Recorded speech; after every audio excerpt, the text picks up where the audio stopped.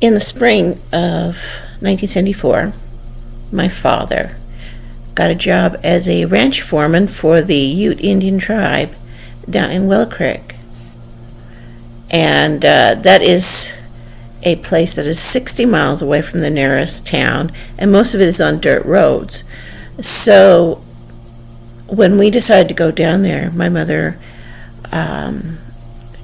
she spent a month or two getting all of our stuff together and selling our house. And my father was down there in Willow Creek by himself. This one time in particular, near the summertime, my dad had hired 2 ranch hands. One of the ranch hands was a Ute tribal member, and he had his nephew living with him in a trailer. And the other family that was down there were, I don't know how my dad met them, but they were carnies. They had been following the carnivals for years. But the guy that worked with my dad decided, hey, he wanted to try something a little more, a little different. And he had 5 children. And he and his wife came down with the kids, and they lived in one house. And across the creek, there was another house where we lived in. And at the time, my dad had 4 girls and 2 boys, because Jeff had been born before that. So anyway, it was just a lot of fun. We, all the kids, we would run, and we had this ongoing tag, and we would run through the fields, and we'd throw cow pies at each other, and we'd chase each other. And we had this actual tag that went on and on and on for days. And eventually we had split into boys versus girls. And of course it turned out I was one of the oldest girls at about 12 years old at the time, because this was the summer before I turned 13. And I was the only one that could when I was running as hard as I could almost catch them. And it was almost like a wonderland. There were cabins that were falling apart. There were fields. There was the creek. There were trees all over the place. Even though this was in the middle of the desert, there was a creek running through, and it actually made it an oasis. There was so much topsoil that you could grow almost anything on that ground. It was just a lovely place. About all I could say about our running, we had, it was almost like parkour. I was determined I was going to catch one of those boys and tag him. So, and I'm telling you, I was just seconds behind some of them. We would climb up to the roof of one of the cabins and jump off of it. We'd run up and down, all over. It was like a whole bunch of wild children running around the place. And our fathers were too busy working. They were taking care of the cows. They were haying. They were, summer on a ranch is a lot of work. Well, this one day, one of the boys who belonged to the Carney family said something to me about, oh, you'll never catch me. And I said, oh, okay, well, here we go. And at the time, I was very much a tomboy. I ran, I jumped, I used to ride horses. I was one of those girls that I used to climb trees even. I look at it now and I go, oh, geez, I don't have the energy to climb a tree today. I'll tell you right now. I was also hadn't hit puberty yet. I was very slow at it. So I was still pretty pretty fast.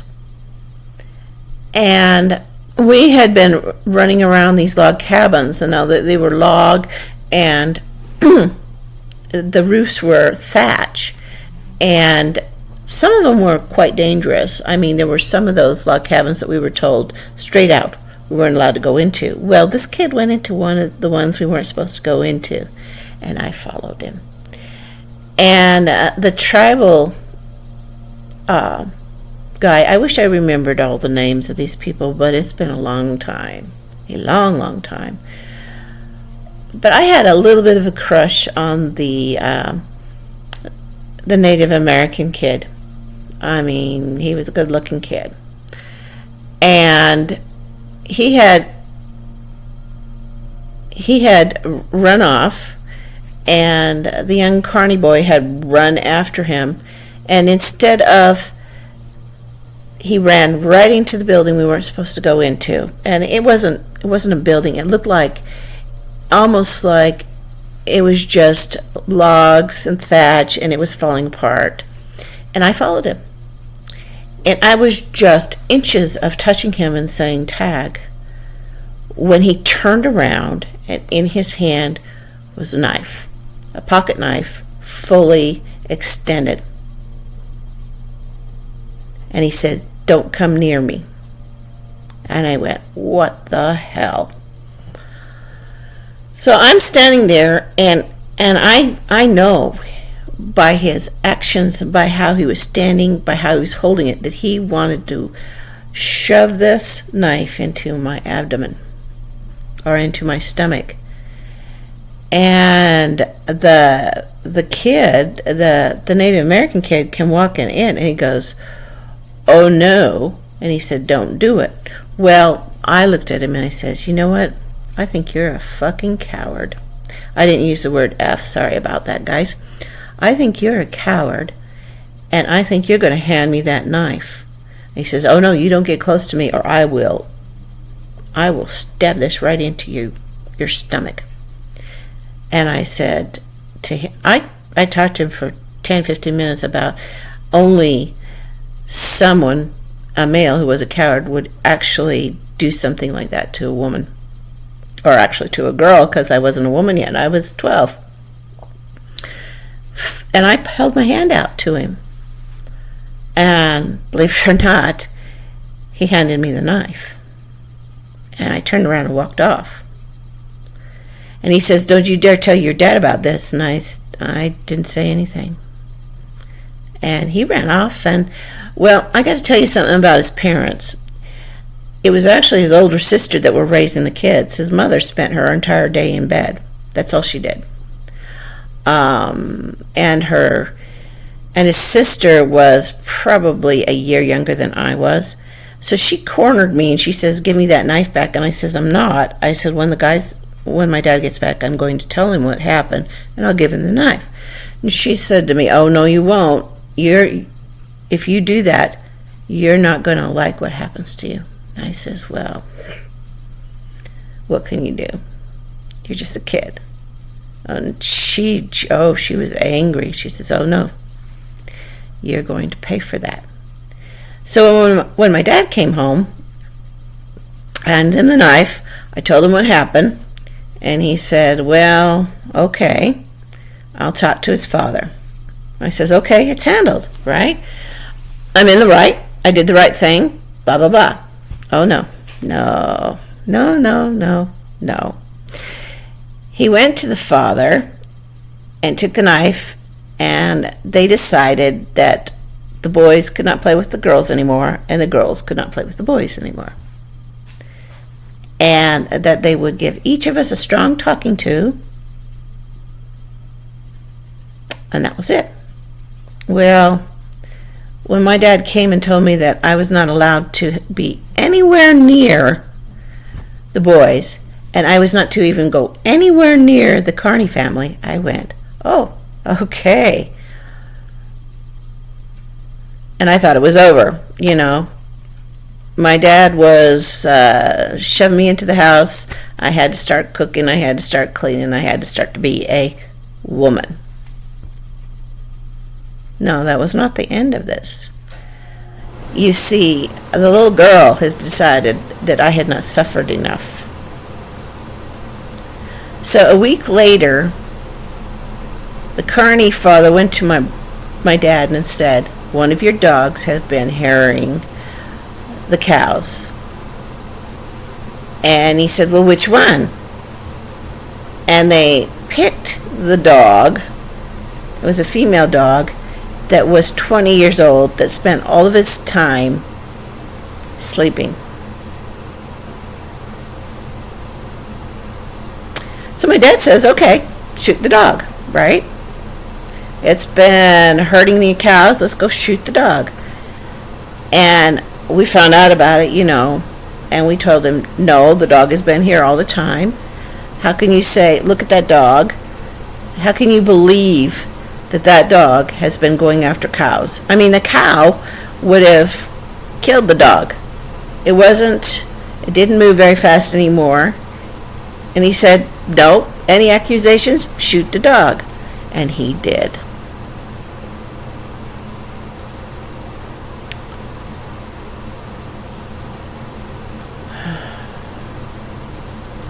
It wasn't very long after that.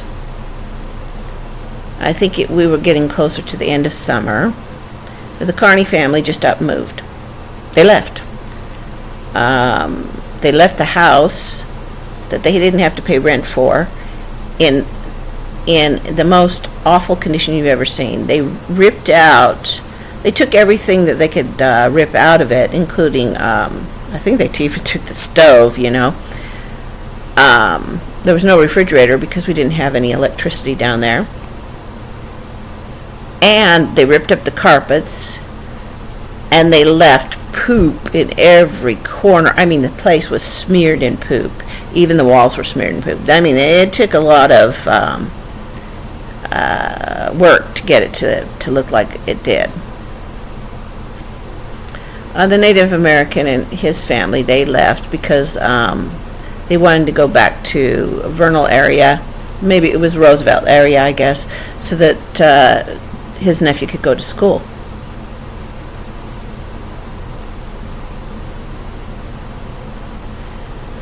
So as far as I can remember, I think that was when I realized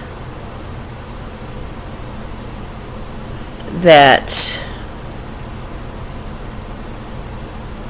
I couldn't trust any type of authority. Even if I did everything right, I would still be punished for it. So I lost respect for authority, and sadly at that point I kind of lost respect for my dad. And it was a big thing for me because I was his little girl. I trusted him with my entire life, with my future.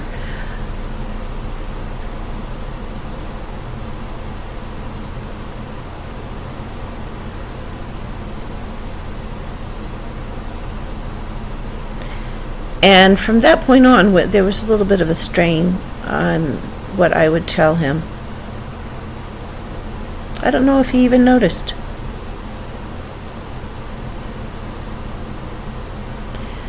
It wasn't until I met my late husband, Otto Tune, that I began to trust in a male's judgment.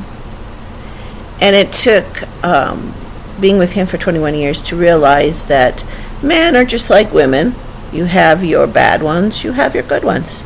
You have your manipulative, vicious ones, and you have your honorable ones. You have your strong ones, and you have your weak ones.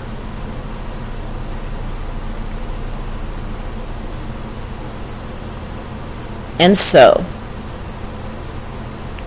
in the summer of 1974, that's when I first lost my innocence.